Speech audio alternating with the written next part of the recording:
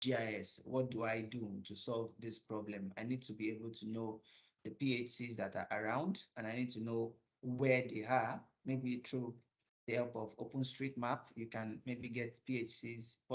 PHCs are primary health centers for reference. Yeah, primary health centers that are in your community that you want to serve.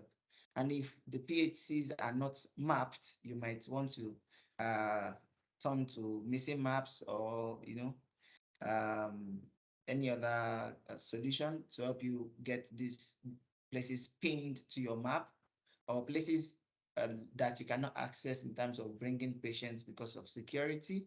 You want those places to be mapped and then send someone who is a member of that community to fetch your patients for you. So um, I identified the need for GIS mapping based on the need of the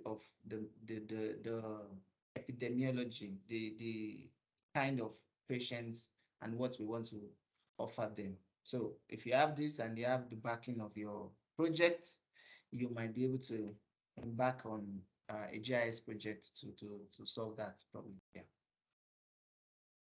Thank you. And how do you go about defining the map products based on the needs and the activation? So maybe that's something that you're discussing now with the GIS advisor, and that you discussed when you first activated missing maps, what you're going to do with that data afterwards, and what are going to be the result or the output. Okay. We started a beautiful work last year, right?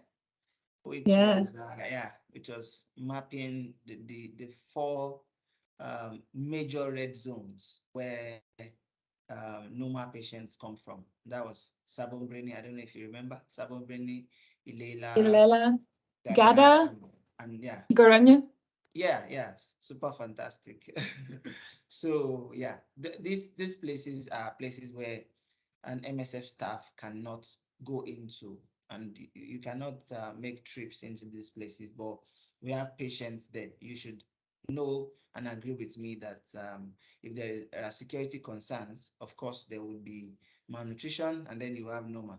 So I think I discussed with my PC that time, and we found out the need to assess those patients, see them, and see if we could help them by bringing them to the hospital.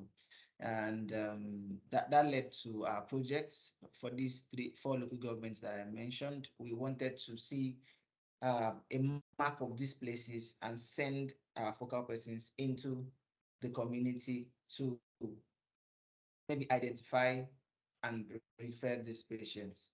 So I had to come up with the fact that we don't know what is inside there. Can we try to get what is inside there? Let's see the buildings, let's see the roads, let's see the rivers, let's see the public places like the palaces, the primary health care centers that we can map. And then you can talk to your focal person. Maybe I should define who the focal person. A focal person is someone in the community that can access everywhere in the community on your behalf. Yeah. So we have a focal person in that community that can do that. So how do I know if my focal person is actually going about the business I employed him to do? How do I know if he's giving the health promotions? How do I know if he's sourcing for patients or following up on patients that I cannot go to due to insecurity?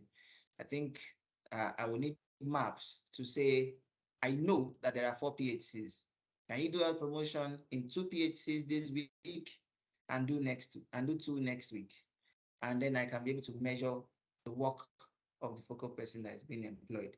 So that was what brought the idea of us mapping those 4 LGAs that I mentioned. But these things take time and implementation.